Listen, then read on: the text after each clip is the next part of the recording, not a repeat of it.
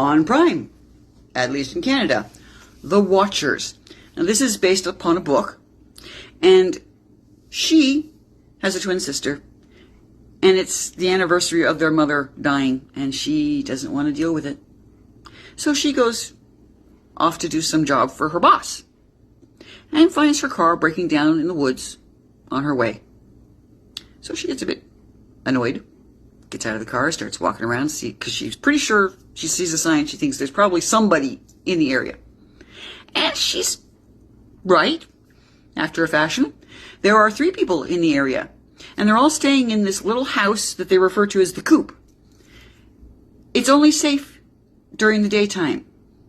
At night, the Watchers come because building, one whole wall is glass. And the whole purpose of that is so the Watchers can watch. But it's not just a question of them being voyeurs. Because it turns out these are fae folk. At least what they're claiming are fae folk. Known as fae folk. Fairies, that sort of thing.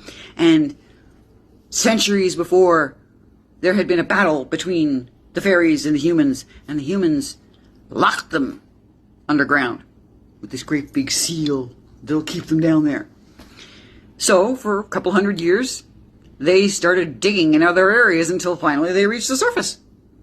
And now we have these 4 people who are trapped in this area with the rules of don't go out in the daytime, don't go near the burrows, don't turn your back to the glass. Why? What's the whole point of it? Well, the other name for the fae folk are changelings.